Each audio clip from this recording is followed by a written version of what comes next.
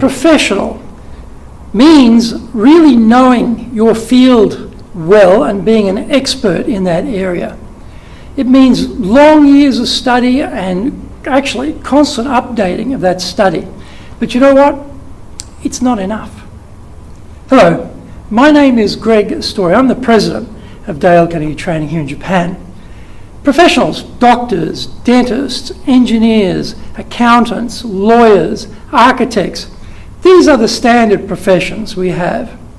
And that means years and years of hard study and constant updating of that study because things move. The problem actually becomes that you are one of a number of lawyers. You are one of a number of accountants. You are one of a number of engineers, one of a number of architects, etc. You're not the only one offering this service anymore. And as society moves forward, buyers become more discerning because they have more choices. And once upon a time, maybe the brand name of your organization was enough.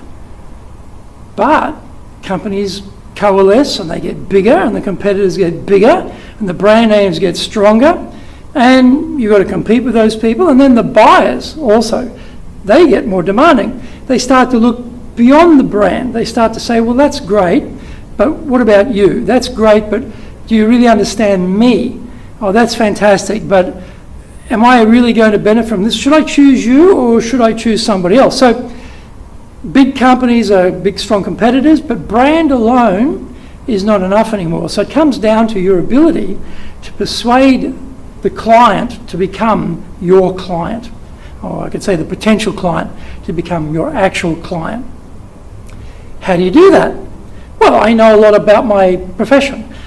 I went to a very good university. Well, guess what? There are a truckload of other people who went to good universities too, and there's a truckload of other people who say they know a lot about their profession. So how do you differentiate yourself in that crowd? This comes down to communication skill. It comes down to a series of structures that help you ask the right questions of the client to make them feel, you know what, this person really understands me. They really understand what I need. They understand what I want. We're in sync here. I feel confident in what they're proposing to me. I think this is going to be a good decision for me and I should spend my money with this person as opposed to somebody else. Well, that doesn't happen by dumb luck and random chance. That happens by design. Now, where is the design for that? When you're at university, they didn't have a course on here's the design to convince clients to buy. It didn't exist, still doesn't exist. They're always technical, it's always hard skills. What I'm talking about now is communication, soft skill. What I'm talking about is persuasion, soft skill. Where do you learn that? Well, you could learn it on the job. I hope that the person teaching is really excellent. They're really skillful, because if they're not, we're going to have mediocrity just continuing along generation upon generation. I don't think you want that. I think you want to be one who can stand out in the crowd and say, hey, pick me because I'm the best for you. How do you get the clients to do that? Hard skills? It's a given. It's a given. It's by itself, it's not enough. It's hard skills plus. It's like we used to talk about bedside manner with doctors. Once upon a time, particularly for doctors, they were the elite, super well-educated people. You were the patient. You did what the doctor said. Didn't hesitate, didn't question. You respected the doctor. Yes, doctor. No, doctor. Yes, doctor. Not anymore. Everyone goes on the internet. They check out what they think is wrong. They look at all these things about the symptoms. They get to the doctor. They want to know what's going on with this. What are going to be the side effects? What are the ramifications? What about this? What about that? They question the doctor. And the doctor's gruff and grumpy and not a good communicator. Guess what? They find another doctor. So we know the doctors have had to really change. And in medical schools, they're teaching doctors about bedside manner. Good idea. But what about the other professions? A lot of those don't get it still. They still think, well, I've got hard skills, I've got core expertise, that's enough people will come to me because I'm an expert. Maybe not. Maybe they'll go to your competitor who's also an expert. So how do we differentiate ourselves? How do we really stand out in that crowd, that crowded marketplace of people who can give that same service to the client? Well, first of all, how do we build trust? How do we relax the client? How do we get them to like us? That's a skill set. There are things that you can do there which will help the client to know, like, and trust you. Very important to get that going. And having done that, then, how do we diagnose? Like doctors, typically, right? They have to diagnose what is the issue here. Well, if you're an engineer, or if you're an architect, or if you're an accountant, or if you're a lawyer, you have to diagnose the same way. What's the issue here? That's a set of questioning skills for which there are many, many, many best practices available.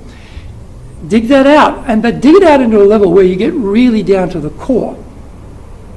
If you can uncover something in that questioning set that the client themselves have not thought of or haven't prepared for, you have just instantly raised yourself to very valued partner with the client. That is a great place to be.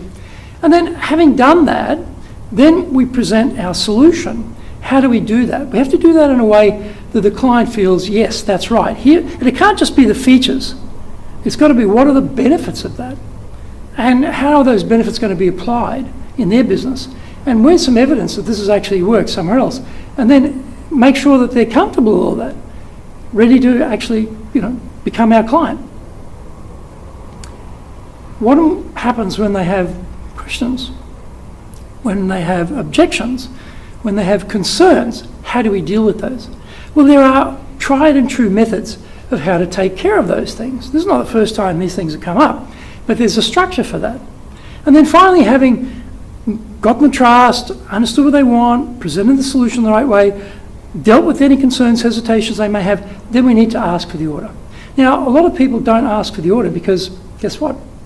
It's tied up with their self-esteem, and they don't want to get a no because they'll feel hurt. So they don't ask, they leave it sort of vague, make the client do all the work.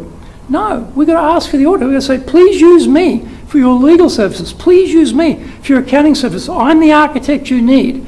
I'm the engineer you need, whatever it might be. We need to know how to do that in a way that's low pressure, not confronting, easy to say. And we've got to know how to deal with when people reject us and choose somebody else. We've got to know how to deal with that. Where do we learn all this stuff? Well, you're not going to learn it at university when you're doing a degree. You didn't learn it there. And it's doubtful that you'll actually have this type of structure in your company because people tend to be focused on the hard skills, not the soft skills as much. Fortunately, we have an excellent program called the Sales Advantage Program, where you can learn all the structures you need to go through this journey with the client to get them to say, yes, I want you. I want you to be working with me. I need you with me. I choose you over everybody else. That's very critical, and that's not just chance that's going to happen. That's design. But there's a way to design. So the details about Sales Advantage are in this video. Check it out. Have a look. Now you might think, well, I'm not, salespeople. They're vacuum salespeople, used car salespeople. I'm a professional. Yeah, you are. But you've also got to persuade people to buy you. They buy you first, and then they buy your service. Why would they do that? You are operating at a very high level of expertise in your field. You should also be operating at a very high level of persuasion in your field. And there are methodologies for that. And the way someone would sell a vacuum cleaner, the way someone would sell accounting as a service, totally different in the way it's sold, in what is said, in how you explain it. So they're not the same thing. But there are structures. There are common structures. How to get the trust, how to understand what they want, how to present the solution, how to deal with the problems and objections that come up, and then how to ask for the order. That is a common thing, but it's designed in the Sales Advantage course to be specific to your field. It's a great program.